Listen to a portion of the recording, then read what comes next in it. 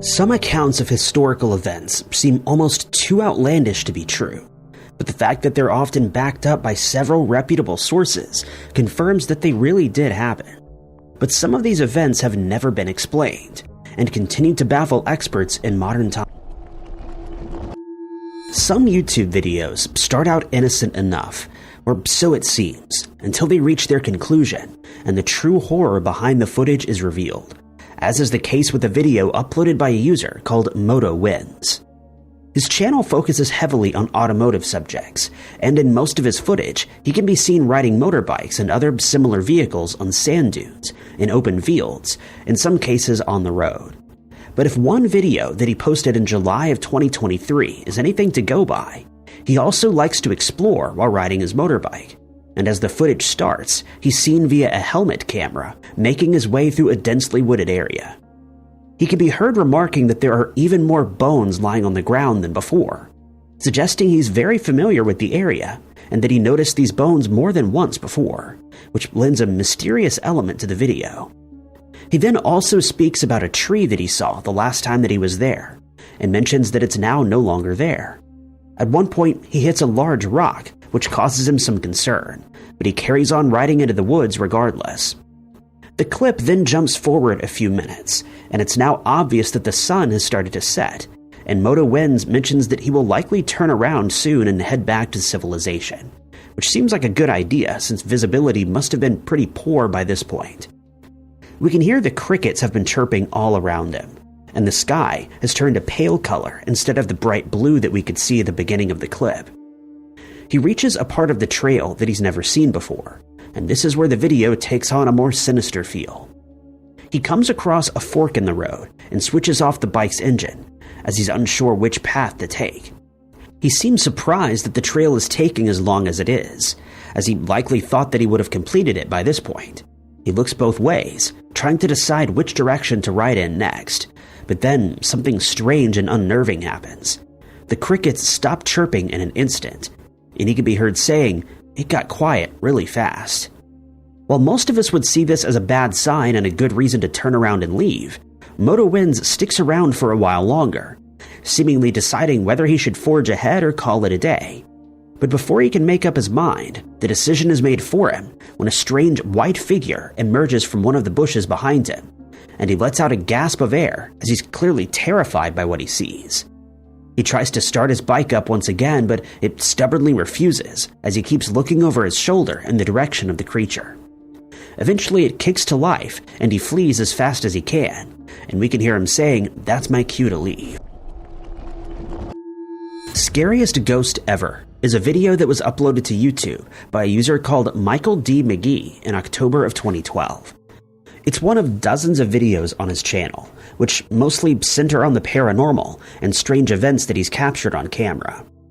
McGee claims that he's been haunted by several different spirits for years, the first incident taking place in 2009. Each time, he notices strange things and sounds around his house that he cannot explain, and as a result, he's been forced to move several times. But whenever he finds a new home and settles in, the activity starts up once again, leading many people to believe that he's either being followed by a spirit or that his videos aren't as real as he claims. Nevertheless, they make for some terrifying viewing and have racked up millions of views over the years since he first started posting to the platform. As a result, he's become very well known in paranormal investigation circles and has amassed as many as 300,000 subscribers on his channel. In this particular video's description, McGee states that he was at home alone when he heard the sound of footsteps on the stairs outside his room, and when he went to investigate, he found that the house was completely empty. He went back to his room, but a few minutes later, he heard more strange sounds, and this time he decided to take his camera with him while trying to locate the source. The footage starts with the camera pointed at his bedroom door, and he can be heard explaining that it's in the middle of the day and that he's alone in the house. He adds that he can still hear the footsteps and that despite checking all the rooms in the house, he's been unable to figure out where the sound is coming from. As he says that he's been hearing the sound for about 10 minutes, a soft knocking can be heard, and he says there it is again. He opens the door and walks into a passage that leads to a set of stairs, and while he points the camera down the stairs, we can hear the footsteps in the background.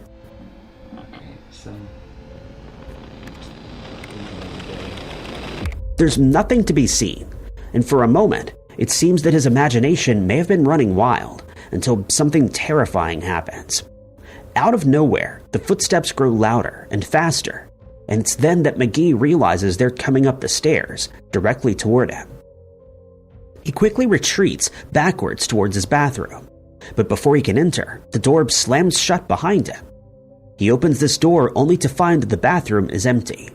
By the sound of his voice, it's clear that he's terrified, but as the clip ends, text appears stating that he'll keep recording and that if anything else happens, he'll upload it to his channel. There's no doubt that McGee has gained a large following, but not everyone is convinced that the footage is as real as he claims. He's also refused to allow an impartial third party to attend any of his recording sessions, which casts some doubt on the veracity of his footage. But for every skeptic, he has several fans, most of whom believe that he is truly being haunted and that the footage is completely real. On the 31st of October 2017, YouTube user Local58TV uploaded their first video to their YouTube account, though it's now known that the video is the third clip in the Local 58 video series. It starts with a view of a TV screen displaying a message that the midnight movie is about to begin. But the footage is cut short by static, and in the next moment, we can see that he's driving in his car on a rainy night with his GPS telling him to proceed to the highlighted route. The voice gives further instructions on which route to take, and then informs him that he'll arrive at his destination in 2 hours and 28 minutes. The timestamp on the clip shows that it's 1:58 a.m. on the 21st of November, 2014, 3 years before the clip was uploaded to YouTube. The GPS states that he's on the fastest available route, but we aren't privy to his intended destination. At certain moments, the camera seems to glitch as the footage becomes distorted for a few seconds, adding to the clip's eerie atmosphere. He's told to proceed to the on-ramp of Highway 114 North, and the footage then cuts to him driving on that road. But as there's traffic ahead, the GPS reroutes and tells him to take a nearby utility road, while reminding him that he's still on the fastest available route. The footage cuts again, and next shows him driving on a desolate road 14 minutes from his destination. But then the GPS suddenly reroutes again and tells him to make a U-turn. It seems that he followed this instruction, but somehow ended up on a remote gravel road in the middle of a wooded area.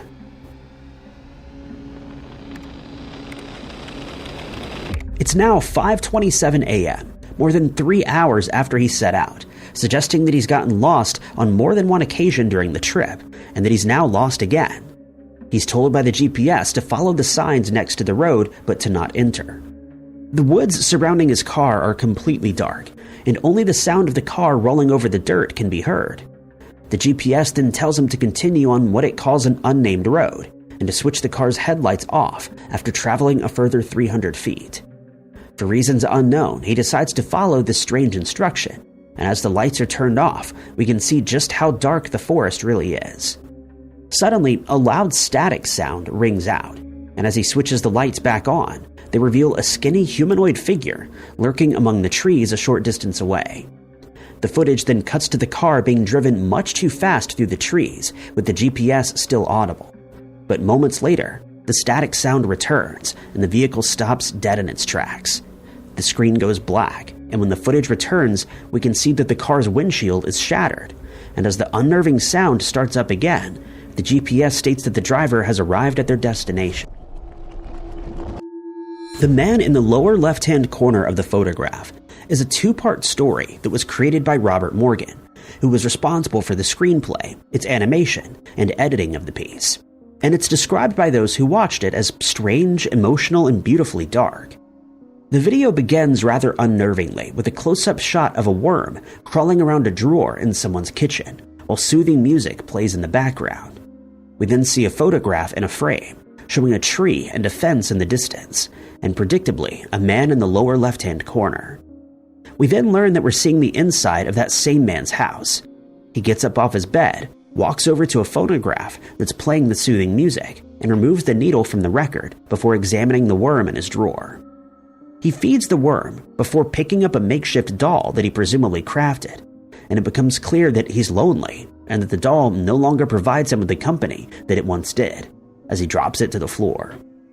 He looks at the photo of himself and then at his reflection in the mirror, but we aren't privy to his thoughts. He then hears a strange sound coming from outside his house and decides to investigate by looking through a window, and again we aren't shown what he sees. He then walks over to a wall in his room, moves the bed out of the way, and it's revealed that he's drilled a hole in the wall to look through. This time we see what's on the other side, and he's clearly spying on his neighbor, who's a woman. The woman loses her life, after which he decides to go into her room and rifle through her possessions. He finds a photo of her in a drawer, and after moving her body under his bed, he places the photo on the frame next to his, making it seem as though they posed for the picture together. He then lies down on his bed, seemingly more content than he was, and the first part comes to an end. As part 2 begins, the video starts where we left off, and as the man wakes up, he realizes that the woman's photo has fallen to the floor, and he picks it up. The worm and the woman have seemingly merged into one being, and as she slides out from under his bed, she realizes that she's alive once more. She and the man have found companionship in one another, and as the second part ends, they embrace each other while looking at the 2 photos on his bedside table. It's an unforgivingly dark video that addresses the very real issue of loneliness in the world and the effect that it can have on the human condition. While it certainly isn't for everyone due to its harsh message and dark undertones, it has been described by many of the 260,000 people who have watched it as poignant and hauntingly beautiful, with a decidedly unapologetic message. No Through Road, a video uploaded to YouTube in January of 2009, claims to contain found footage from a tragedy that took place 1 month earlier, when 4 teenagers were found deceased in a car that was parked on an abandoned farm in Britain. The car was found 10 miles from their hometown, and when it was searched after they were discovered, investigators found a camera belonging to one of them, which contained the footage in the video. Many people who have commented on the video state that they know it isn't real footage, but that the video is still a masterpiece, akin to similar films like the Blair Witch Project that took the world by storm when they were released. The footage was recorded by Stephen Chamberlain, who, in a bid to make it seem more real, claimed that it was recovered by MI6, the British intelligence agency. The short film starts with a message being displayed on screen.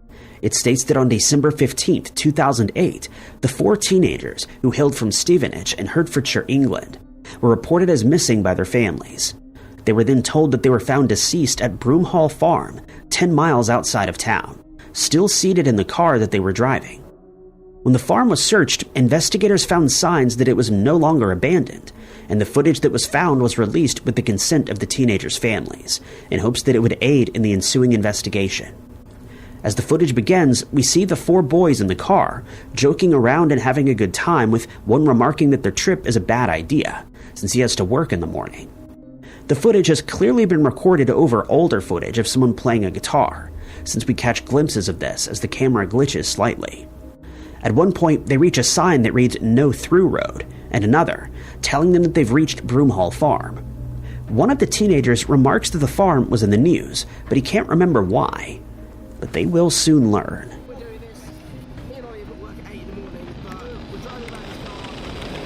Others state that they probably shouldn't be there, since it looks like they're driving on a private road, but his warning goes unheeded. By this time, it's past 4 in the morning, and someone mentions that they should probably turn around and head home. They reach a tunnel that all but one of the boys finds unnerving, but the driver is convinced to turn around. They then become hopelessly lost, driving past road signs for Bennington and Watton, neither of which is familiar to them, but they decide to take the Bennington Road. But this only gets them more lost, and after driving for a while longer, they decide to pull over. The GPS they were using is no longer working, and they discover that all of their phones are inexplicably of no use.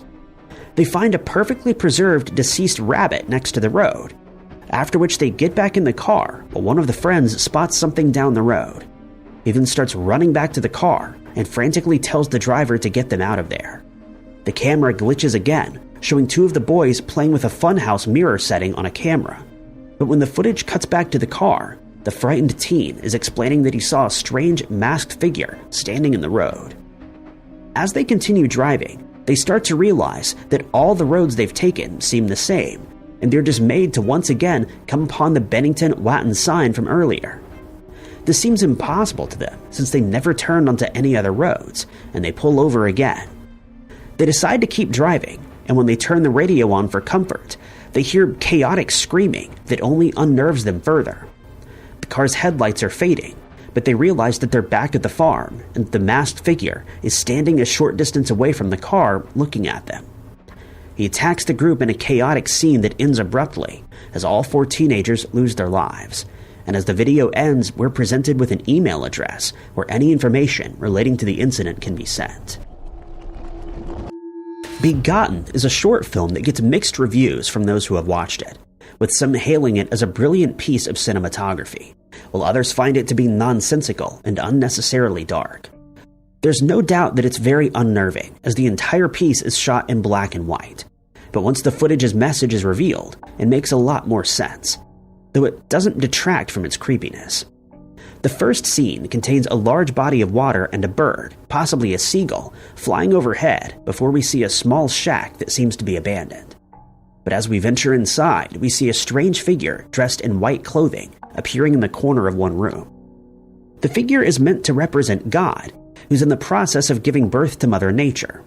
It's a very unnerving scene that causes many people to stop watching by this point, as it seems to go on for far too long, and the strange music that accompanies it adds even more creepiness.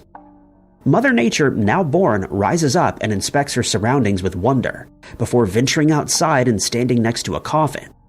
She then gives birth to a deformed, fully grown figure before abandoning it in the wild. The man wanders through the wilderness and comes across a group of nomads, whom he leads to a set of hills, but along the journey they end his life. But Mother Nature intervenes and resurrects the figure, and they start walking through the desert together. They're then accosted by the same nomads who attack the man while Mother Nature watches on. They then attack her and end her life before burying her, and a group of robed figures arrive to transport her remains to a gorge. They bury her and return for her son, whose life they then end before burying him next to her.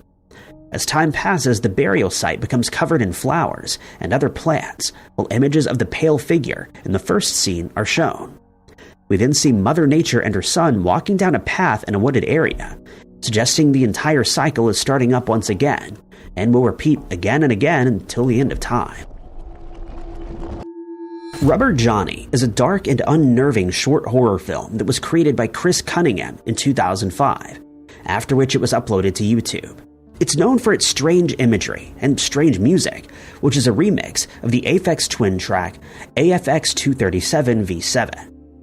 The fact that the footage was shot using DV night vision lends an eerie quality to the video, as does the fact that it doesn't rely on CGI, but rather makes use of prosthetics and practical effects, some of which were created in Cunningham's kitchen. Before any visuals appear on the screen, we can hear a man asking, "Now, how are you feeling?" We then see a deformed figure appearing, though he remains mostly out of focus in the eerie visual tone of the night vision camera. The figure responds to the question not with words, but a strange sound that, to the man asking the first question, seems to mean that yes, he's doing fine. The man then asks if he can get the figure anything, such as a glass of water, and the response is nothing more than a set of gurgles and nonsensical babbling. The man states that they aren't really getting anywhere, as he seemingly doesn't understand the figure's response.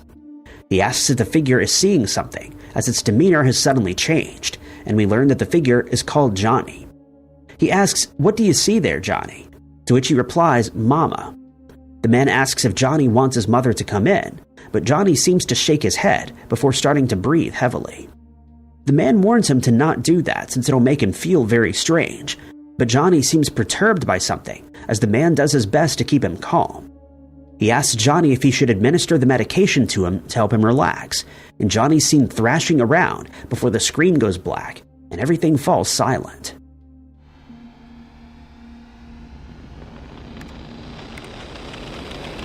A light is turned on, and we see a dog drinking out of a bowl, its eyes seeming to shine in the green night vision hue.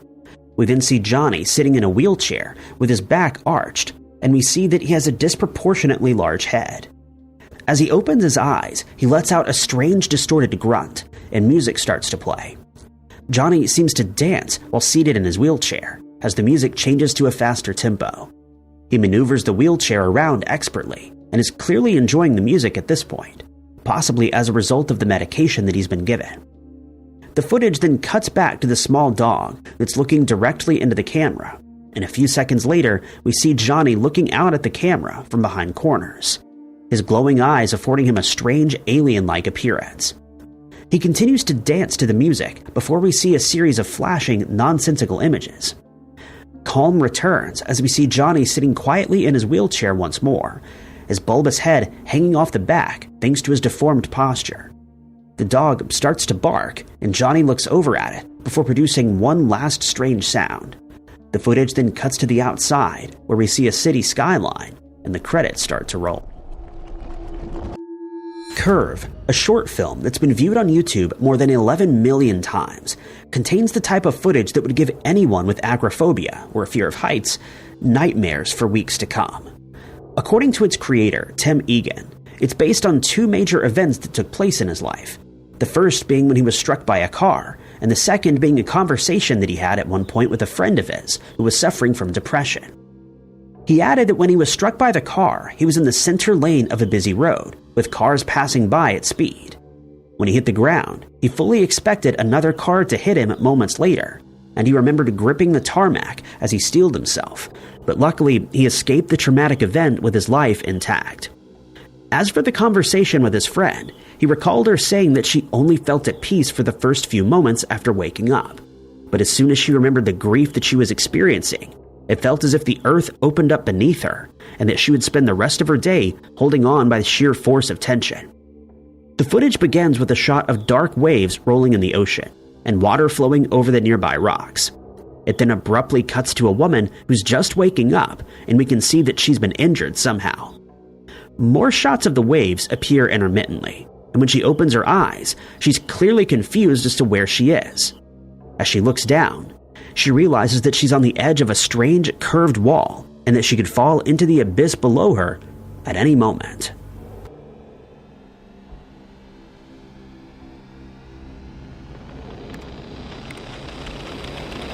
She immediately tries to scramble backward, but is unable to, thanks to the curve beneath her. Instead, she slides even further down, but manages to stop herself from falling over the precipice. She slowly starts to inch her way back up the curve, but the going is painfully slow. She finds that one of her legs is tucked beneath her, making her efforts to inch back up the curve all the more difficult. Realizing that she's in a hopeless situation, she begins to cry, but regains her composure and tries to decide what to do next. She examines the surface she's lying on and tries to find a spot to grip onto, but as she starts to pull herself up the curve, she slips and almost falls in. Nevertheless, she tries again, and this time she makes some progress by pushing down on her palms and shifting her body backward. By this point, she's breathing heavily out of fear and effort, but she continues despite experiencing pain in her hands. When she slides down again, she hears the sound of someone else also sliding, and she looks around in surprise but is unable to see anyone. Her efforts are seemingly being mirrored by someone unseen on the opposite side of the curve, which she finds strange, but she continues to concentrate on trying to escape her precarious situation. She stretches her hand out in front of her and is taken aback when a drop of water falls into it, and seconds later, we hear thunder crashing before it starts to rain. This makes the surface even more slippery, and she slides down once more, causing her to gasp in fear. Frustrated, she lets out a scream before wrapping her necklace around her hand in hopes that it'll help her get a better grip on the surface beneath her. She tries to shift backward once more, and in the next moment, the footage cuts away and shows the curved wall in the abyss with no one present. We're never told whether she made it out or fell into the darkness below. Quick look at the YouTube channel of a man named Rick Grebenik reveals that he usually uploads videos of himself playing guitar or keyboard, covering popular songs that most of us would be familiar with. This is why one video that he uploaded in August of 2017 has gained so much attention, receiving as many as 2.2 million views thanks to its dark and terrifying nature. The footage, which was shot at Rick's house, begins with him struggling with his landline phone. He repeatedly dials a number and eventually gets through to one of his friends, and we can hear that he's frightened of something, saying, "I can't believe this." When his friend Mike answers, Rick tells him that he needs to come over, adding that he had it on video, though we're not sure what it is. He states that people thought he was crazy, but that he now had proof that what he was saying is real. He explains that he placed his iPad in his window and that it has somehow come to the steps in his backyard. Mike asks what he's referring to which Rick replies that he's seeing a white, demonic-looking thing, which looks a bit like a human but isn't. As the conversation progresses, we see the figure that he's talking about slowly approaching the window, and it's easy to see why he's so worried.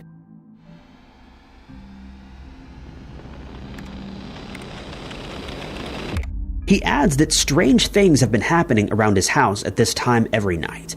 He describes the figure as something out of a weird sci-fi movie, and states that thankfully, it cannot see him just yet.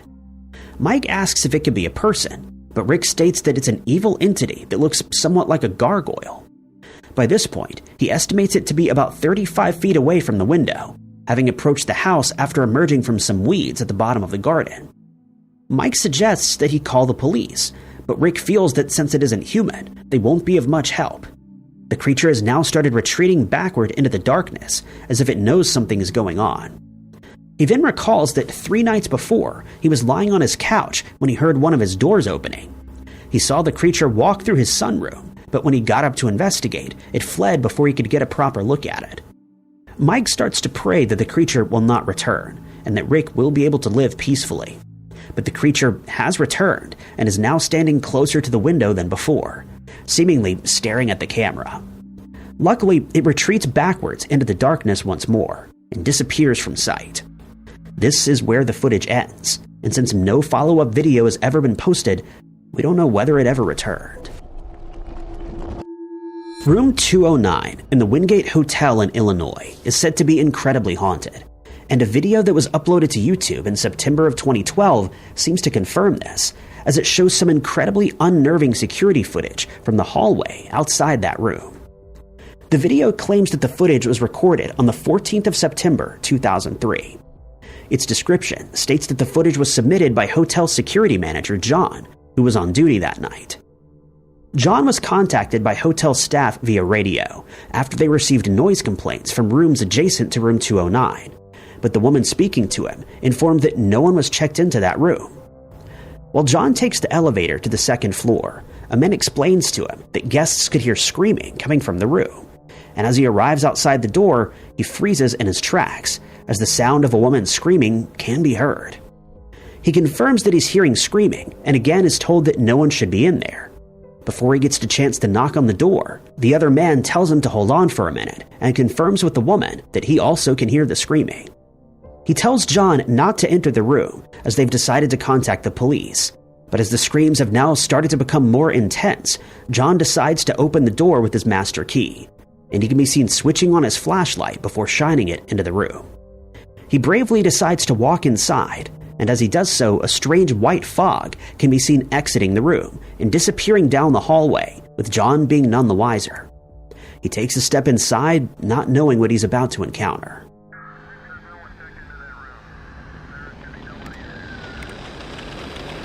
Moments later, the lights on the passage start to flicker on and off, but John still is in the room and he doesn't notice.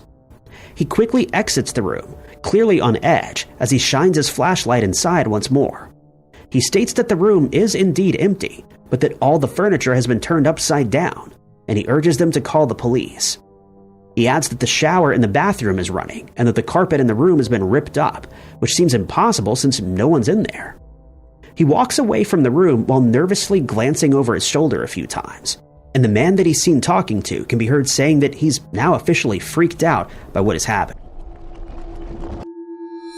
William Kidd gained infamy in the 17th century when he chose to adopt a life of piracy, and according to many accounts, he was somewhat of an eccentric character. Though no records of this exist, it's believed that he started sailing the seas when he was still young, serving as a privateer in England. He reached the rank of captain in 1690, after which he bought his own ship in New York. He was often sent to take care of French and West Indian privateers and to arrest pirates who'd been plundering the East India Company's ships while they were out at sea. But it seems that working for the government wasn't something that Kidd enjoyed. In 1696, he was sent to New York via Plymouth aboard the Adventure Galley ship, with orders to pick up more sailors. He traveled to the Comoro Islands, where he decided to abandon his post and decided to become a pirate instead.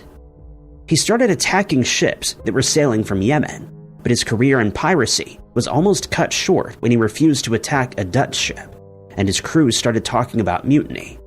But he then ended the life of the ship's gunner, and order was restored. He took control of a merchant ship in 1698, scuttling the Adventure Galley in the process. He then traveled to Anguilla, where he learned that a reward was being offered for his capture. He then bought another ship, the Antonio, and he traveled to New York. Once there, he tried to convince the colonial governor of New York that he was in fact not a pirate, but he was arrested and sent back to England to stand trial. But it's said that before all this happened, he'd amassed a sizable treasure, and that he hid it in a place that only he knew of. Some people believe it was buried somewhere along his travels, and many have tried to find it without any success. It's also said that 7 people need to lose their lives in search of the treasure before it will be found. While we now know that the concept of pirates burying their treasure for later retrieval was far less common than we believed, many experts and historians believe that Kidd may have done so, and that he took the secret of its whereabouts to his grave when he was executed on the 23rd of May, 1701. But this has not stopped treasure seekers from continuing their quest to find it, and only time will tell if they'll ever see any success. 33-year-old Joey Lynn Offutt mysteriously disappeared from Sykesville, Pennsylvania on the 12th of July, 2007, and to this day her whereabouts remain unknown. Joey originally hails from Virginia, where she grew up with her 3 sisters, all of whom were older than her. When she was 3 years old, her parents decided to get divorced, and after studying journalism at West Virginia's Shepherd University, she dropped out as she was struggling to get good grades. It was then determined that she had developmental issues and that she had the mental capacity of a 14-year-old child. As a result, she was often unemployed as she struggled to find work, and most of her relationships didn't last very long. But she eventually met a man with whom she had a long-term relationship with, and they got married in 1994. The marriage lasted 2 years before ending in divorce, and she decided to move back to Virginia with her 3 children. In 2007, she moved again, this time to Sykesville in Pennsylvania, where she had an on and off again relationship with the father of her first 2 children, Alexis Brolin Jr. Her mother bought her a house there, and while she seemed happy, she sent 2 of her children to live with their mother and father respectively. She'd gone through a troublesome pregnancy and needed some time to recover while looking after her newborn baby. On the 3rd of July of that year, Brolin visited Joey and helped her do some grocery shopping while doing some DIY around the house. But at some point they got into a heated argument and Brolin decided to leave. He tried to contact Joey later that day, but got no answer, and was still unable to reach her over the next 2 days. 3 days later, the healthcare nurse who checked up on her from time to time arrived at the house and knocked on the door, but got no answer. This would happen again on the 11th of July, but no one seemed to worry too much about her absence. The next day, someone reported that Joey's house was on fire, and the fire department responded. The fire was extinguished, but Joey was nowhere to be found. Her car wasn't in the driveway, and she had simply disappeared. In the burnt remains of the building, they found Joey's purse and ID, but her house keys were never found. It was determined that she must still have been at home on the 3rd of July, since some uncooked hamburger meat was found sitting on the kitchen counter. Her car was eventually found abandoned in the parking lot of the apartment complex in Pennsylvania, where she had lived with Brolin in the past. But again, investigators found no sign of Joey. The investigation into the fire at her house revealed that it had been started intentionally, since some type of accelerant had been used. No further clues were ever found in Joey's case, and her family is offering a $25,000 reward to anyone who comes forward with information leading to her whereabouts. Her family remains adamant that she would never have disappeared willingly, since she loved her children and would never have dreamed of abandoning them. But as years passed, it seems ever less likely that she'll be found. and in 2016, she was declared legally deceased. Barisal guns, also known as Barisal booms, are a mystery that has perplexed experts for more than 150 years. The name stems from the area where a mysterious sound was first heard, off the coast of Bangladesh.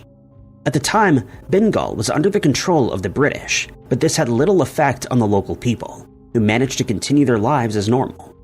But one day in 1808, Captains Lewis and Clark were sailing in the area when they heard a strange sound that they couldn't explain. In a journal, they stated that they heard a loud booming noise coming from a mountain range in the region. They'd heard it several more times over the following days, and found that the timing of the sounds seemed to have no rhyme or reason. They would occur at different times of the day, and on some occasions they would hear a single loud boom, while on others they would hear 5 or 6 booms in quick succession. They described the sound as similar to a 6-pound cannon being fired from a distance about 3 miles away.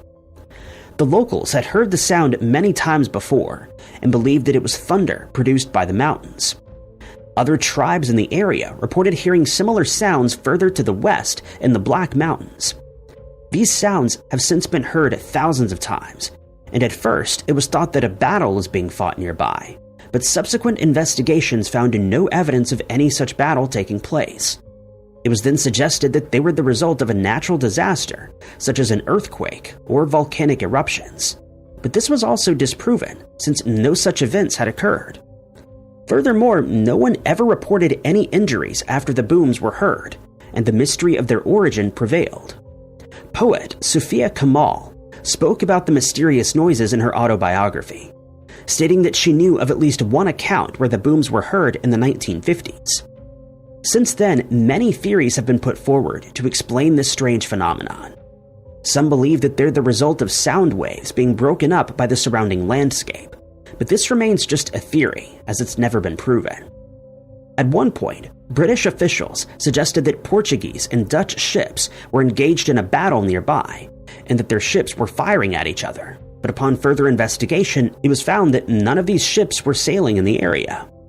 Then there's the suggestion that the booms are caused by massive waves crashing down on the rocks on the coast, but they've also been heard at times when the sea is completely calm, so that theory has been ruled out.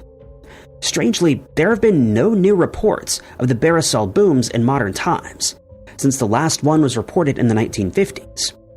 This has led to the suggestion that they're the result of tectonic shifts below the ocean floor, but again, this remains mere speculation, since it's impossible to prove. One man, G.B. Scott, investigated the phenomenon while he was aboard a moored steamer and stated that the sounds behaved similarly to a wave in the ocean. He found that the sounds would sometimes come as a single report, while on other occasions there would be several. They always seemed to come from far away, but not always from the same distance. At times they'd resemble the sounds of a cannon being fired, and he'd never heard them coming from any direction other than south. Since the sounds have not been heard for a long time, no further research has been done, and we can only venture an educated guess as to what's responsible. In the year 2000, a group of miners working in Nica, Mexico, made a startling and beautiful discovery that continues to baffle experts to this day. They were on the hunt for fresh ore deposits, but stumbled across something far more breathtaking. They started mining in a mountain in the area and decided to drill a side tunnel for ventilation to the shaft. This is when they walked into an underground chamber filled with thousands of massive crystals sticking up out of the ground and hanging from the cave's ceiling. While many similar caves have been found in the past, none have ever contained crystals of this size, the largest measuring 37 feet in length and 3.3 feet in breadth. They're of a milky white color and have since been found to be consistent with selenite gypsum, which is the result of salt dissolving in the groundwater in the area. We're used to seeing crystals that are hard and clear, but the ones found in this cave are soft and can be scratched by running a fingernail along their surface. Another cave containing crystals was found many years earlier in 1974 and contained many large sword-like crystals, but they were nowhere near the size of the crystals found in Nica. The cave itself is massive, measuring 360 feet across and estimated to have a volume of around 210,000 cubic feet, which means that it's twice as large as an Olympic swimming pool. The surrounding rock in the cave is limestone, and the cave has been described as the Sistine Chapel of crystals. It's since been discovered that the cave sits directly above a fault line and a magma deposit that's located about 3 miles further down. It's believed that the crystals started growing about 26 million years ago, when magma started to rise from the deposit, and in the process, forced mineral-rich water through cracks in the surrounding rock. This would have been extremely hot, and hence it started carving out the cave that has since been discovered. Once the water then started cooling, deposits were formed over thousands of years, and once the water cooled to 136 degrees, the crystals started to form. Eventually, the water receded, and the growth of the crystals slowed. It's believed that as thousands more years pass, the crystals will eventually change in appearance, since they'll become ever more dehydrated. While it may be an astonishing sight, the cave is also very dangerous. At times, inside the cave, temperatures reach as high as 113 degrees Fahrenheit, with humidity levels rising to close to 100%. If someone were to remain there for too long under those conditions, fluids would condense in their lungs and they'd not be able to survive. Hence, the first explorers were only allowed to spend 10 minutes in the cave at a time. Since then, special suits and cooling systems have been developed, allowing researchers to remain in the cave for much longer, up to an hour at a time. Much research has been conducted on these crystals, but they still contain one mystery that's never been solved. While these types of crystals are by no means uncommon, researchers are still unable to ascertain how they could have grown to such massive sizes, since crystals found in similar conditions in other parts of the world are much smaller. It's been suggested that conditions in the cave were ideal when they formed, but many questions still remain, and hopefully with further research, we will eventually learn how they managed to grow to such astonishing sizes. In November of 2007, 33-year-old Alicia Amanda Stokes, known to her family and friends as Mandy, argued with her brother while the two were in her apartment in Oakland, California. She decided to leave but never returned and has never been located. Amanda is one of 8 children who grew up in North Carolina. After graduating from high school, she relocated to California, where she attended the John F. Kennedy University to study psychology. But at some point during her studies, she started having some personal issues and decided to take a semester off to get herself back on track. At the time of her disappearance, she was sharing her apartment with her brother, who'd relocated to California a month earlier. According to her family, she was having trouble dealing with the fact that her father had passed away 4 years earlier, and as a result, she'd started drinking. Before long, she developed a drinking problem and started taking medications to deal with alcoholism. A few weeks before she disappeared, she traveled to New York, where she spent some time with her boyfriend of 2 years. She'd later state that they had a good time and that they'd gone camping. But upon her return to California, her life started to spiral out of control. Her father's passing and the fact that she didn't have a job started to get the better of her, and she suffered a mental episode. She mentioned that she was considering moving to the East Coast so that she could be closer to her mother while living with her boyfriend. But before she could do so, she suddenly vanished without a trace. On the 12th of November, 2007, she and her brother were in her apartment when they started arguing over something trivial, but the altercation got out of hand, and her neighbors would later state that they could hear the pair yelling at each other. Her brother told investigators that she left the apartment sometime between 8 and 10 a.m., after which she got into her car and drove away, never to be seen again.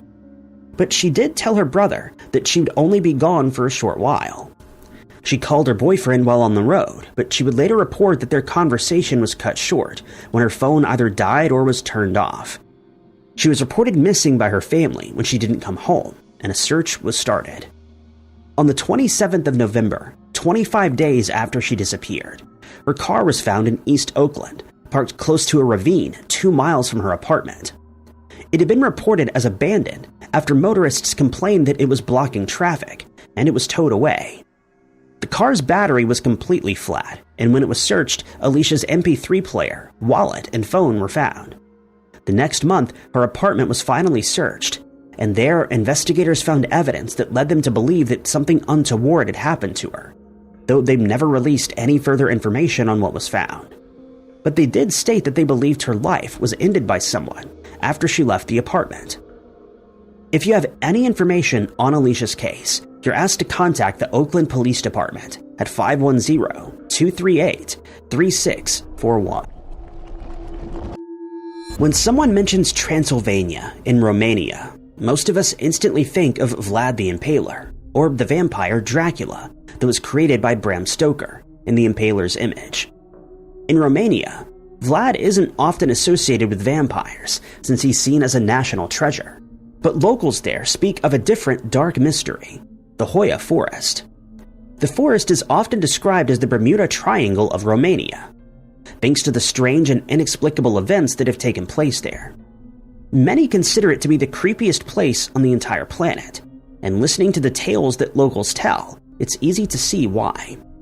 Legend has it that the forest was named after a shepherd who on one occasion led his sheep into the dark woods. He and his 200 sheep never emerged, and since then the forest has been considered a dangerous and mysterious place that few dare to enter. During the 1960s, biologist Alexander Seft was spending time in the forest, and while there, he witnessed a flying disc hovering above the trees. He managed to take several photos of the object, but when he passed away in 1993, they all mysteriously disappeared and have never been recovered. In 1968, a military technician called Emil Barnea entered a clearing in the forest and also managed to take photos of an object hovering in the sky, and he made the mistake of reporting the sighting to his superiors. The country's communist government didn't entertain suggestions of the paranormal, and so Barnea was suspected of sabotage, and he was fired from his role at a time when most people struggled to make ends meet. Since then, the forest's legend has only grown, and in 2009, the television show Destination Truth started an investigation. It's said that some of the most compelling evidence of paranormal activity in the forest was then documented. At one point, the crew members were sitting in an area known as the Circle when they suddenly saw a brilliant flash of white light. Moments later, a man named Evan was thrown through the air without explanation, and he hit the ground on the other side of the clearing. He then discovered bruising on both of his arms, even though he was wearing long sleeves. The crew was shaken up, but became even more perturbed when Evan revealed that just before he was thrown, he heard strange female voices coming from the forest behind him. One legend from the area states that a young girl ventured into the forest alone one day and mysteriously disappeared. She wasn't seen again until years later, when she suddenly walked back out, but she hadn't aged a day and had no recollection of the time that she was gone. The area known as the Circle has also left experts baffled. It was discovered that no foliage grows in this clearing, and soil samples were tested for radiation, but it was found to contain none, and no explanation has ever been found. Goliath, the man who was slain by David in the Bible, is probably what most of us think of when talking about giants. Many cultures around the world tell tales of such people who were massive in stature, but many people choose not to believe these stories. But there is one giant named Kap Dwa, who's known in several areas throughout the world, though it's said that he hailed from somewhere in Southeast Asia. Those who claim to have seen him describe him as standing 12 feet tall and weighing close to 1,000 pounds. His skin is described by some as dark, while others report that it was black. But Kap Dwa's most surprising features were his 2 heads, 4 legs, and ability to travel vast distances on foot in a very short time period. He had sharp teeth that he would bare whenever faced with danger, and in most cases this was enough to chase off any threat that he encountered. Whenever he got angry or excited, it's said that his eyes would start to shine, and when he roared, it was loud enough to shake nearby buildings. When he encountered enemies, they would fire arrows at him in a bid to bring him down, but his skin was so tough that the arrows would simply bounce off without causing him any harm. But there are conflicting accounts of his personality. Some sources state that he was helpful and intelligent, and did his utmost to protect sailors from danger while they were out in the open water, but others describe him as a destructive menace that could not be stopped. Since no actual evidence has ever been found that Kap Dwa existed, most people believe that the stories are nothing more than folklore. But in 2016, archaeologists conducting research in Malaysia found something that may just corroborate many of these stories. they came across a stone carving of a two-headed giant man who measured 12 feet tall and was shown holding a massive tree in his arms. Many people have taken this as proof that Kap Dwa did indeed exist, and that his remains could be buried in the area. There are also accounts of Kap Dwa in the history books. In the 16th century, the 16th century Chinese explorer, Ma Huan, reported that he'd been traveling through Southeast Asia when he encountered a giant, two-headed creature, but he wasn't the only one. Quite unbelievably, the Italian explorer, Marco Polo, also reported seeing this creature while he was traveling through China. He told of this meeting in the book Travels of Marco Polo, which was published in 1271. Since he's considered to be a reliable explorer, many people take his account of this sighting as evidence of Kap Dwa's existence. In 1717, Captain William Moore was shocked when he encountered what he described as a monstrous black creature with two heads as he was sailing around Mauritius. Many other sailors have told of meeting Kap Dwa, but their accounts cannot be verified. Some people suggest that he was just a normal man who suffered from mutations brought on by radiation or chemicals in the area where he lived. But others are adamant that there was something supernatural about the giant, and that we will never learn where he actually came from. If he truly did exist, he must have been quite the sight to behold, but we may never learn whether Kap Dwa was real or just a figment of some overactive imaginations. When Patricia Patterson Leventhal, also known as Patty, disappeared from Naples in Florida in 1991, she was 32 years old, and her husband would report that he saw her leaving their house at about 11:30 on the 21st of August, after which he couldn't find her. Patricia grew up in Louisiana, where she attended 3 different schools: A.E. Phillips School, Ruston High School, and Louisiana Tech University. She eventually married a doctor named Larry, and the couple decided to relocate to Florida with their 2 children from her previous marriage. Once she was settled in there, she worked at her children's school as a volunteer school nurse. She also sang in a choir, and on the 21st of August, 1991, she returned from practice, after which she and Larry decided to get into their hot tub. At some point, she got out, saying that she was going to buy soda, and he saw her get into her Volvo at around 11:30 p.m. and drive off. He waited for her to return, but she never did, and he reported her as missing. But some sources state that she and her husband had gotten into an argument before she left, but it was never confirmed whether this had anything to do with her leaving the house and her subsequent disappearance. Some reports state that she actually disappeared on the 24th of August. Soon after she was reported missing, Patricia's bank accounts and credit cards were checked, but they showed no activity. Investigators have speculated that following the argument with Larry, she simply decided to move back to Louisiana since her nursing license was still valid there, but no one has ever reported seeing her in that area. Her Volvo was eventually found on the 4th of September of that year. It had been abandoned in the parking lot of the Mountain View apartment complex, which is located about a mile from the couple's home. It was searched and processed for fingerprints, but no further helpful evidence was found. Investigators do not believe she met with foul play, and many people believe she decided to relocate elsewhere to start a new life.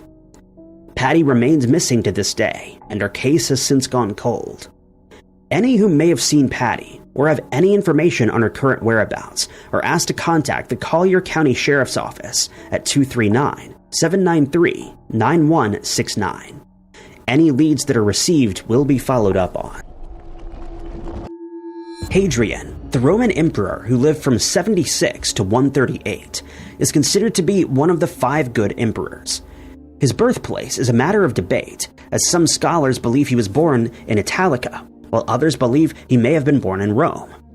But it is known that he received his military training in Italica, and during this time, he developed a love for hunting that remained with him until he passed away. He eventually became a senator and then emperor when the man who adopted him passed away in battle. Later on, he would meet a man named Antinous, with whom he struck up a friendship, and eventually they would start a romantic relationship.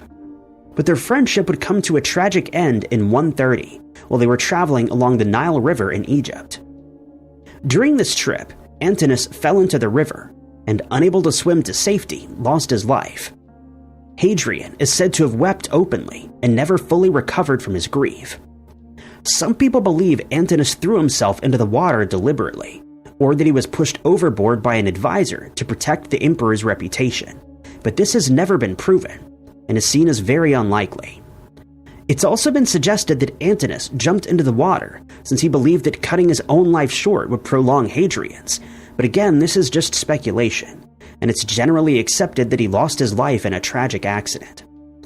He was defied by Hadrian, who erected temples in his honor throughout the Roman Empire, and even went as far as to establish a city called Antinopolis in his memory near the spot in the river where he lost his life.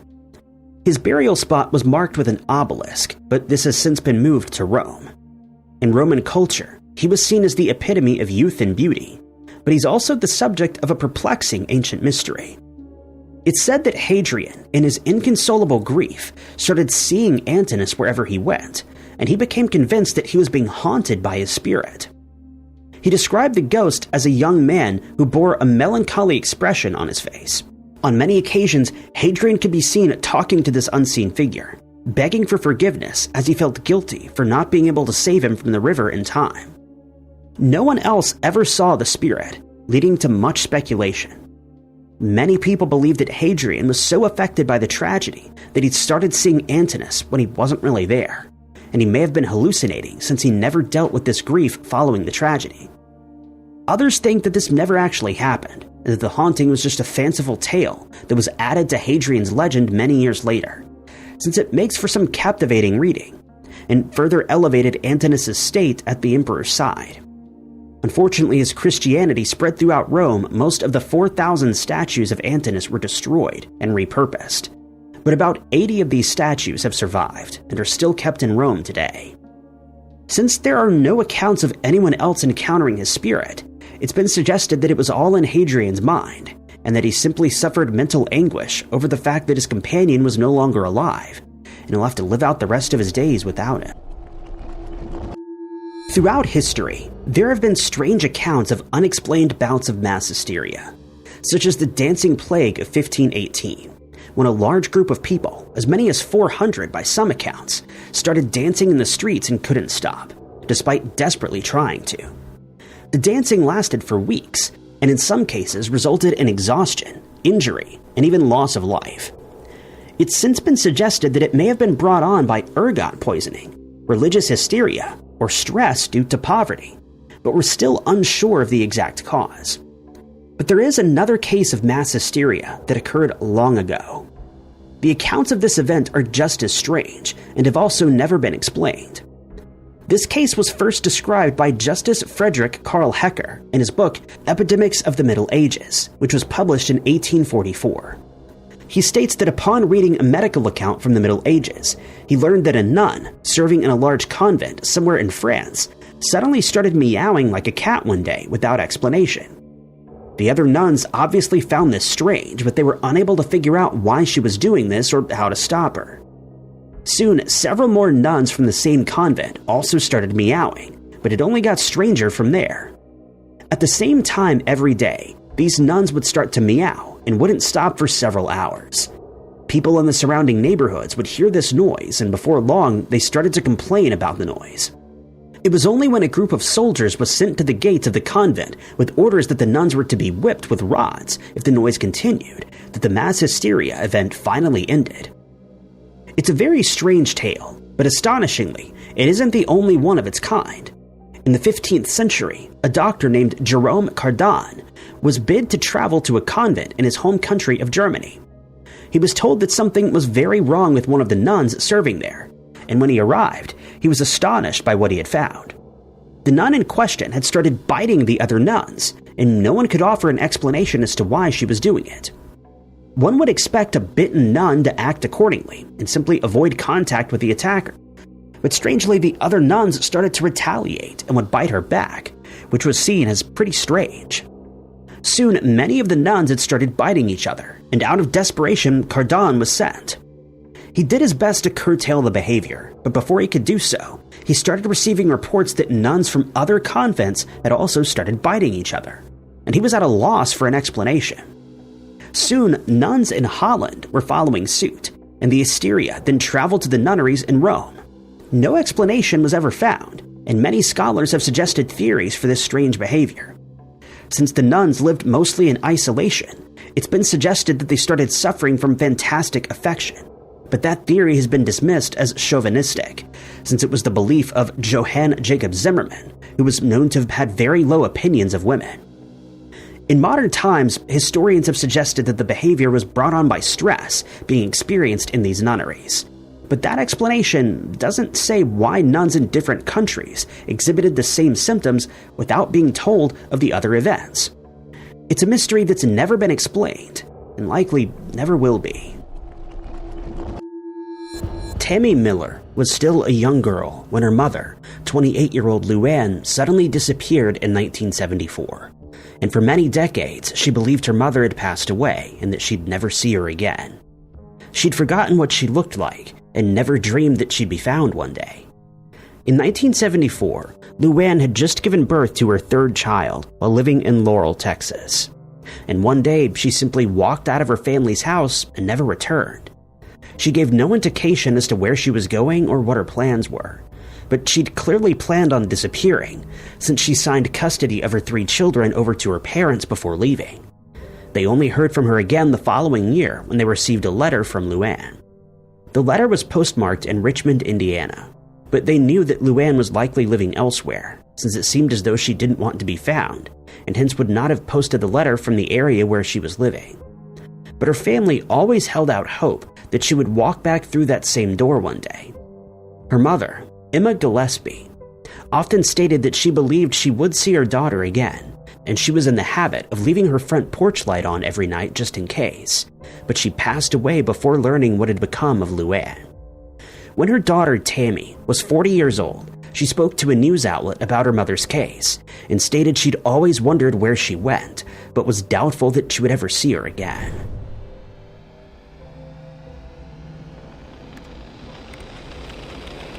Searches were conducted and the public was asked for assistance in the case, but eventually it went cold. In 2014, the case was revisited by the Indiana State Police, who used the 1975 letter to learn what they could. They contacted the Richmond Police Department, who revealed that they'd found the remains of an unknown woman in 1975, and that they may belong to Luann. The remains were sent for DNA testing, and it was found they belonged to someone else. But they did learn that a woman fitting Luann's description was reported to be living in Tennessee in the 1980s, but that she had relocated to Texas since. They then contacted the Texas Rangers, having learned the woman's address, and requested that they visit the house to find out who she was. Upon arriving at the house, they were greeted by a 69-year-old woman who immediately admitted that she was Luann. She added that she had no intention of returning home, but decided to give her contact details to the detectives so that they could be given to Tammy. Tammy contacted her, and they spoke on the phone for 2 minutes, but it left Tammy feeling even worse, since it had now been confirmed that her mother had abandoned her, having felt that she was too young to be a mother. For 42 years, she never made any effort to contact her children, and instead chose to start a new life elsewhere while her parents raised her children.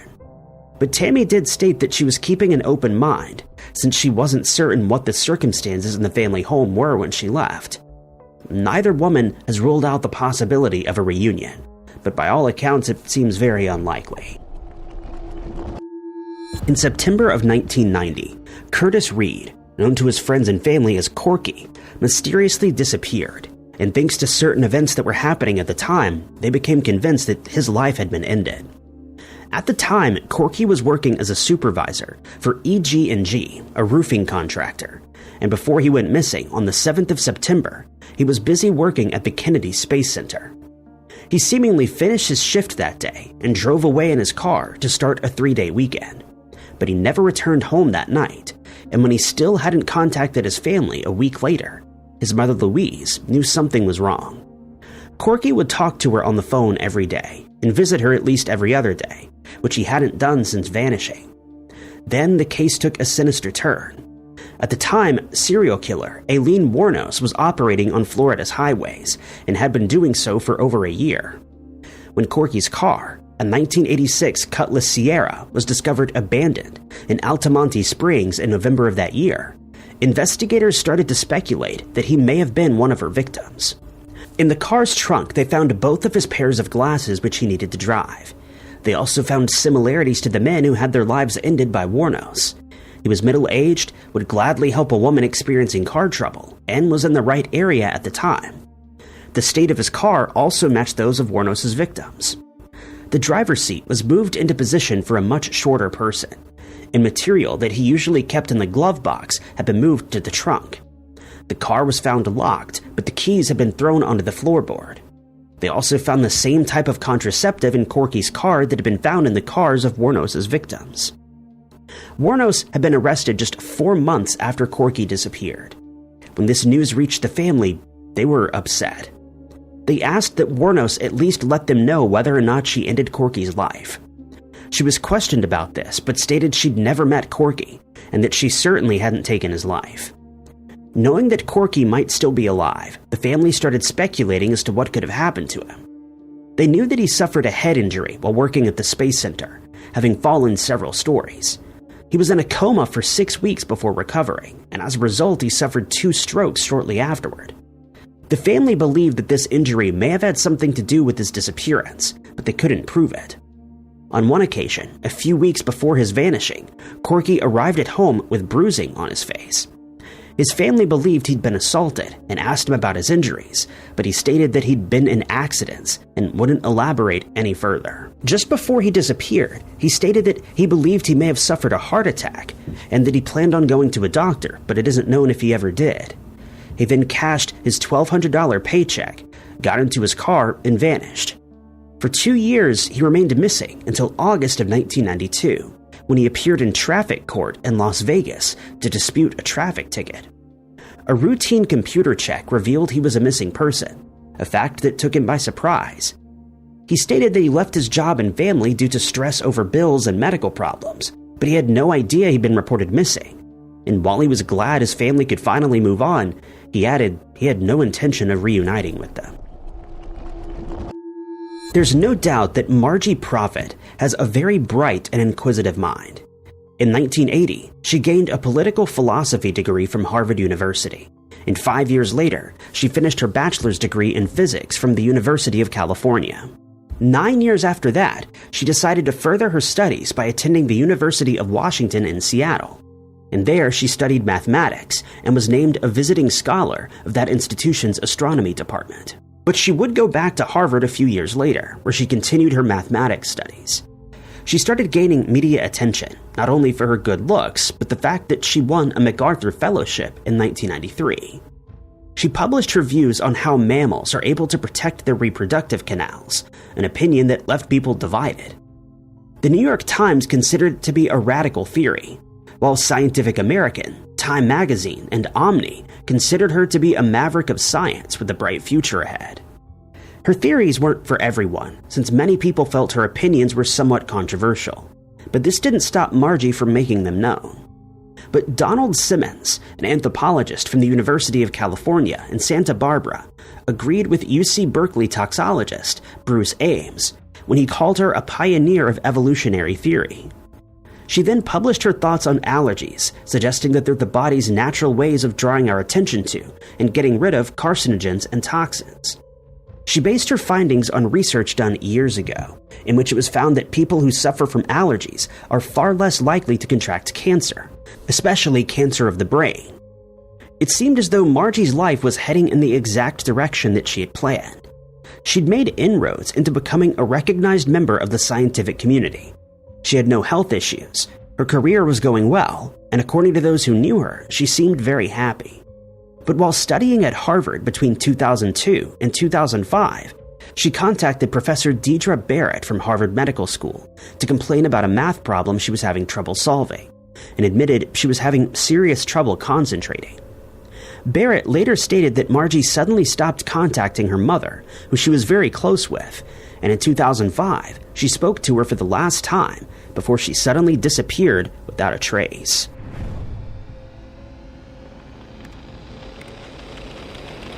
She'd become somewhat of a recluse by this point, and according to Barrett, she would start arguments over trivial matters, become aggravated for no reason, and seemed almost hyperactive at times. She was running out of money from her MacArthur grant and told friends that she'd have to find a cheaper place to live, since she could no longer afford to pay her rent. On one occasion, when a colleague ran into her in the street and tried to help her, she told them to get lost. But one of her ex-boyfriends stated that he wasn't surprised that she disappeared, since she suffered from psychological issues that she'd hidden from everyone around her. He believed she chose to disappear and that she started a new life elsewhere. For the next 7 years, no one had any idea what had become of Margie until the 16th of May, 2016, when she was finally found in Boston, Massachusetts.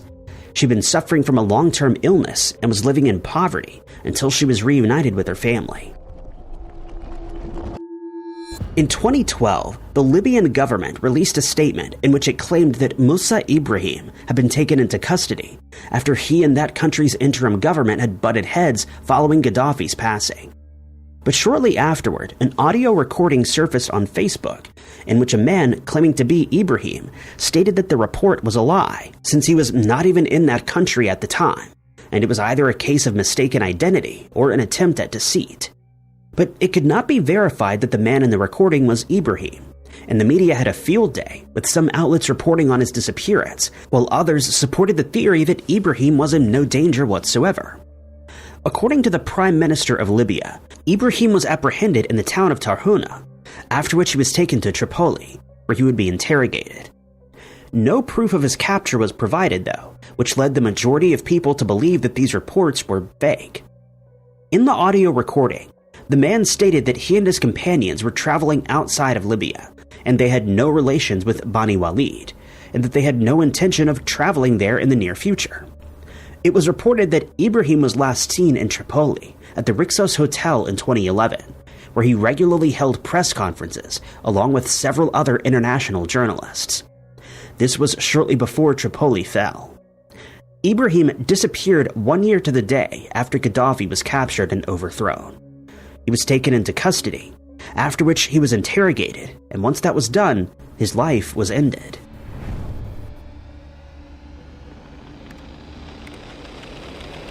At the time of Ibrahim's disappearance, the country was still experiencing a lot of anger over Gaddafi's rule, and in many areas, his influence was still being felt. Clashes were still ongoing in Bani Walid between militia forces, and instability ruled the day in those areas. Many people felt that Libya would never truly be free until all of the vestiges of the old regime were wiped out, one of those being Ibrahim. There were fears that he would suffer the same fate as Gaddafi since they worked closely together, but at this point no one was even certain whether or not he'd been captured. The state television station showed a photo of a man with a bandaged shoulder lying in a hospital bed, and it was claimed this was Ibrahim, but the broadcast was once again seen as suspicious, since no proof was provided for the man's identity. In 2013, Ibrahim's brother was arrested in Cairo, Egypt, and faced corruption charges there. It was then discovered that Ibrahim was also in Cairo, and in 2014, Egypt agreed to have him deported to Libya, but he escaped to Serbia before this could be done. In 2015, he was found to be in London, from where he appeared on a video link at the Libya NATO's Untold Story event. Not much else is known about the time that he was missing, but it had at last been confirmed that he was alive and well, and the government's spokesman released an apology for the false claims that had been made years earlier. Maru Zaman's disappearance in 2017 is one that sparked a lot of controversy, as most people believed the story he had to tell when he returned to his home in Bangladesh 15 months later. But others were more skeptical and insisted he be questioned about his whereabouts during that time. In 1977, Maruf joined the Bangladesh Army, where he served in the Signal Corps. He reached the rank of captain, but fell ill and had to retire early. He then started working for the Ministry of Foreign Affairs and became a diplomat and ambassador to Vietnam, and eventually he was also appointed as ambassador to Qatar. He held these positions until 2013, when he was forced to retire for reasons that have not been made clear, but likely because of his age and a change in government. Then in 2017, his life took a turn that no one could have expected. On the 4th of December that year, his daughter Samia was on her way home after a trip to Europe. She'd spent about a month there and had asked 61-year-old Maruf to pick her up at the airport upon her return, and he agreed. But when she landed, she looked for her father everywhere and couldn't find him. She waited at the airport for about 2 hours in case he was running late, but eventually had to resort to calling for a taxi to take her home to Dhaka. When she got back to the family's home, she immediately knew something was wrong, and that her father was in some kind of trouble.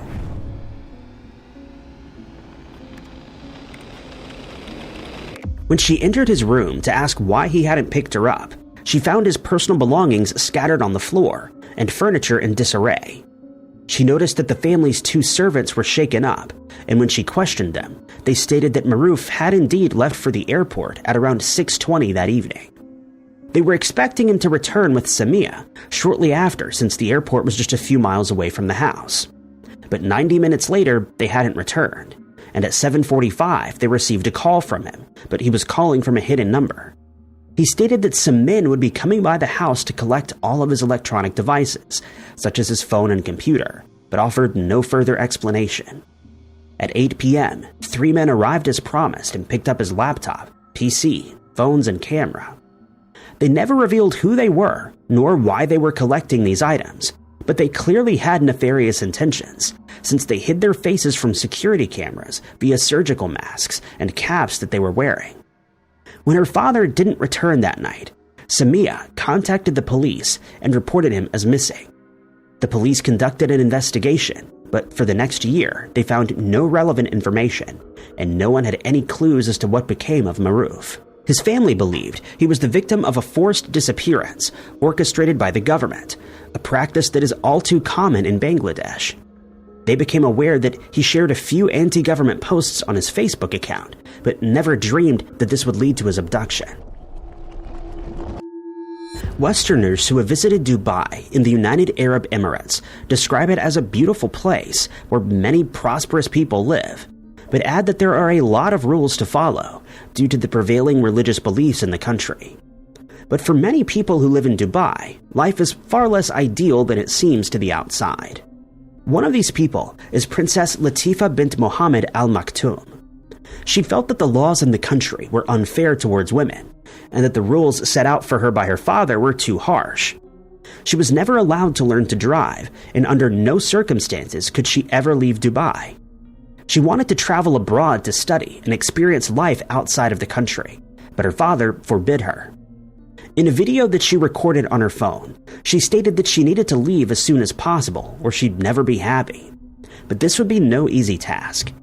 She was not allowed to keep her passport with her and was constantly being watched by her father's orders. She and a friend called Tina hatched a plan to escape and set their destination as Oman. They decided that the best way to do this would be by sea and with the use of jet skis and a rubber dinghy. And in February of 2018, they put their plan into action. They used the jet skis to reach international waters, and once there, they were picked up by a yacht. Once aboard, they set out to Oman, and she texted a friend of hers to say that she was finally free. They decided to sail to India, from where they would board a plane to the US, but as they approached the Indian coast, things went horribly wrong.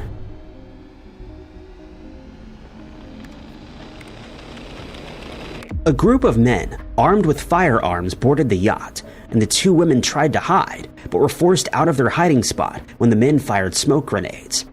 Latifah stated that she would rather lose her life than go back home, and tried to fight against the men, but she stood little chance and was removed from the yacht. She was taken aboard an Indian military vessel, where she was interrogated by several generals. She explained who she was and asked for asylum in India, but her pleas fell on deaf ears, and after being sedated, she was taken back to Dubai. Tina was forced to spend 2 weeks in solitary confinement, and when she was released 2 weeks later, she started telling the world about her friend's abduction and the fact that she was still missing. Months went by without any news, and it was only the following year that she heard anything. She had traveled to Finland to visit her family, and while there, she received a message from an unknown person. They asked her to answer a few security questions, after which she'd be allowed to speak to Latifah. She explained that she was being held captive at a villa that had been converted into a jail. She was always being guarded and rarely saw the sunlight or ever got the chance to get fresh air. Her life was constantly threatened, and at one point she was certain that she wouldn't survive the ordeal.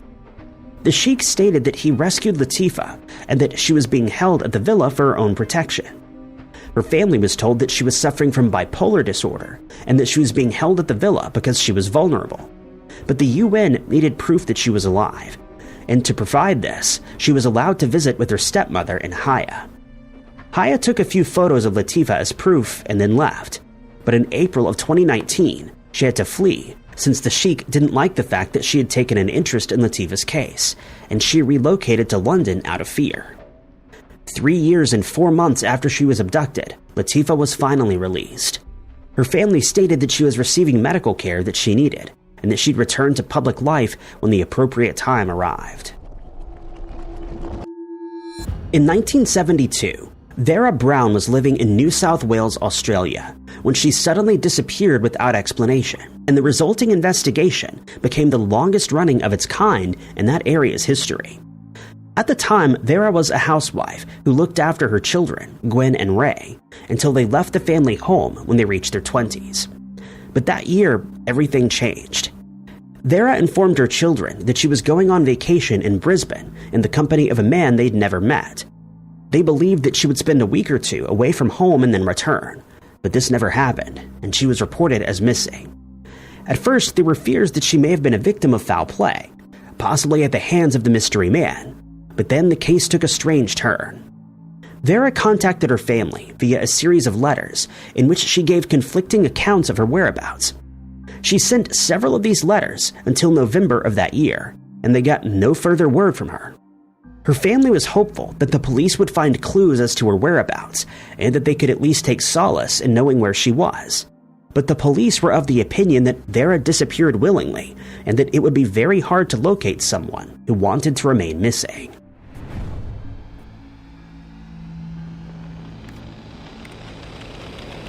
Vera's children didn't know what to believe, but they were saddened by the thought that their mother had simply abandoned them. Still, they hoped that she would come home one day with an explanation as to what happened.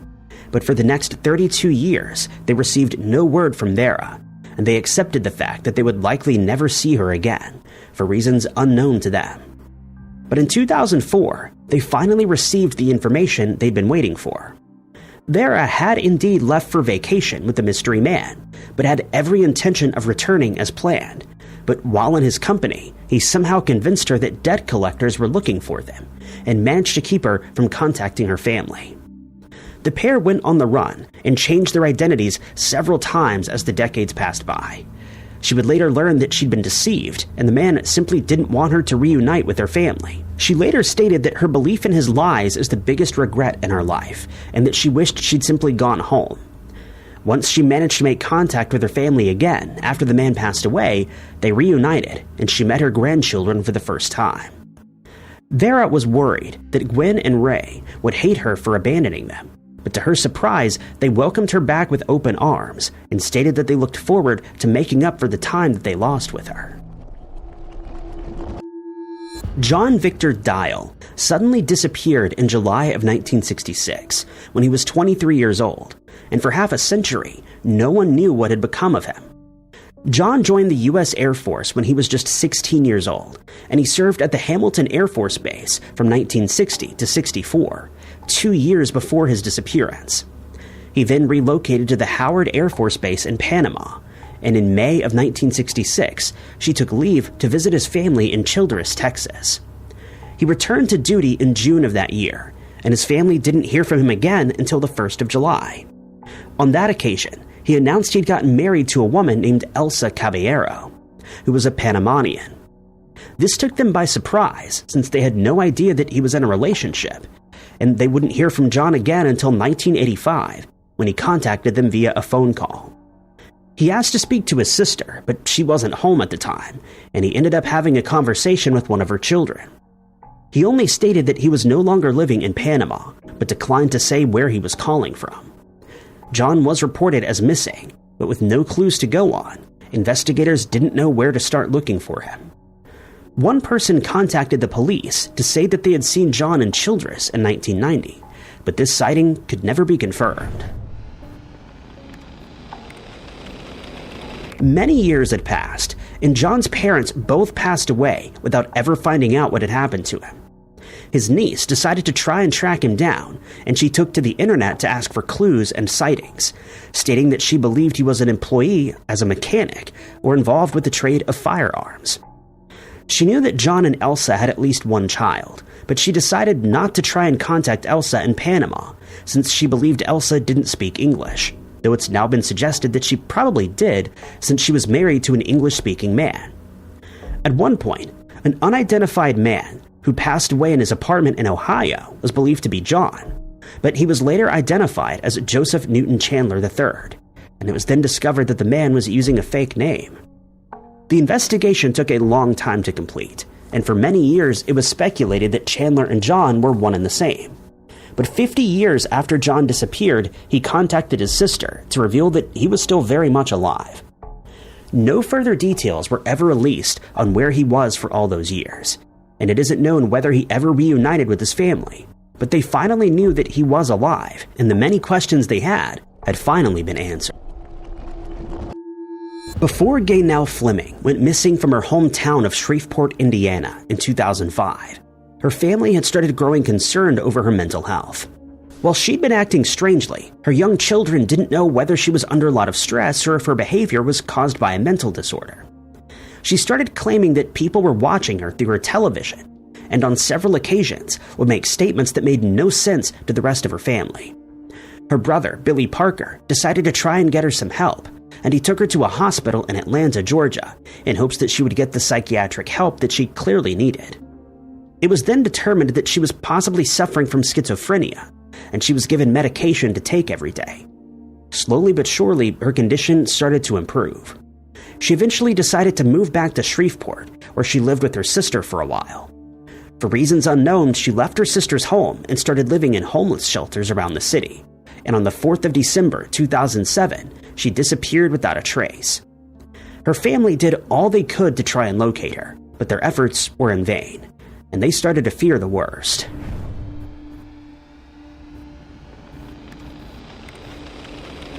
Since Gayel needed to take medication for her condition every day, they worried that she might suffer a mental episode and that someone might have taken advantage of her while she was in a vulnerable state.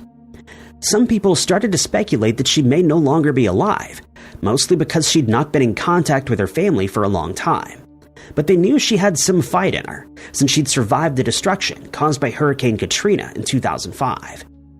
She'd moved to Shreveport just a few months before the hurricane hit, having lived in New Orleans before that. Together, she and her two children, Dachira and Brandy, weathered the massive storm and emerged unharmed. With no word from Gayel, her daughters reported her as missing in 2007, but she could not be located by the police. A witness reported seeing her at a homeless shelter in 2008, but it was never confirmed whether that woman really was Gayel. Years passed without any new information being found, and eventually her case went cold. It was only in 2016 that the case saw some movement when a local television news program decided to cover her case in hopes that someone would remember seeing her or provide the police with useful information. The news outlet ran a series of stories on Gayel, and it had the desired effect. To everyone's surprise, Gayel walked into the Shreveport Police Department to reveal that she was alive and well. She explained that she'd been living in Shreveport all along, but that she had adopted a fake name to ensure her own privacy. She added that she still wanted her privacy to be respected, and it isn't known whether she had any intentions of contacting her family, or if they'll ever decide to reunite after so many years apart. Some missing person cases are truly heartbreaking, especially when the missing person is never found, or when they're found deceased years later. But unfortunately, some cases are ever more harrowing, and Beatrice Weston's story is undoubtedly one of those. Beatrice's unimaginable ordeal started in the year 2000 when she was still young. Her mother Vicky and her aunt Linda Weston were engaged in a feud stemming from the fact that Vicky was suffering from a medical issue of some kind. Linda felt that Vicky was no longer able to take care of Beatrice, and so she decided that she'd take custody of her without Vicky's consent. She followed through with her plans and took Beatrice to a different area in Philadelphia, where things took a very bad turn. Many years later, in 2009, a family member visited Linda's house, and what they saw there horrified them. Beatrice was in a bad state, having lost a lot of weight and clearly being mistreated. She'd lost a lot of her hair, and according to the witness, was too weak to even speak. They saw her lying in the corner of one of the house's rooms and immediately knew that something had to be done before tragedy struck. They contacted the Special Victims Unit, or they reported the matter to a detective. The detective stated that she'd follow up on it, but before she could do so, Linda had absconded and could not be tracked down. An investigation was immediately launched, and investigators were confident that they could find Linda, after which she would be thoroughly questioned and investigated. They believed she had fled to Florida and then Texas after learning that she'd been reported to the police and decided that she had to make a quick escape. She then returned to Philadelphia in 2011, where she moved into an apartment run by a man named Turgut Gozlaveli. It was Gozlaveli who would finally bring the saga to a close when he went into the apartment's basement and found a scene that would haunt him for the rest of his days. In the boiler room, she found 4 people who were being held captive. One man was chained to the boiler, ensuring that he couldn't escape, while the other 3, all adults, were in very poor condition. When he questioned them, they told him that Linda had brought them to Philadelphia under false pretenses, and that they'd been held captive for a long time. Gozlaveli then went into the apartment, where he found another 12 people being held against their will. Upon confronting Linda, she stated that she, her boyfriend Gregory Thomas, and Eddie Wright, a homeless man who claims to have been a reverend, were merely having a party, and that there was nothing to be concerned about. Gozlaveli immediately contacted the police, and when they arrived, Wright started yelling that the people in the basement were his people. 19-year-old Beatrice was found locked in a closet, but she and the other adults were quickly removed and taken to safety. When all was said and done, it was revealed that Linda had kidnapped people with mental disabilities, promising them a safe place to live. But once she had control of them, she'd steal their Social Security and state benefit checks, and in the process, at least 2 people lost their lives. Beatrice has finally been found after 10 years of captivity, and Linda, who was described by Police Commissioner Charles Ramsey as pure evil, was sentenced to 80 years in prison. Thank you guys so much for watching. If you liked this video, be sure to hit that like button. Also, don't forget to subscribe and click that notification bell to keep up to date with all of our future uploads. But my name is Ty Knotts, and I'll catch you guys in the next video.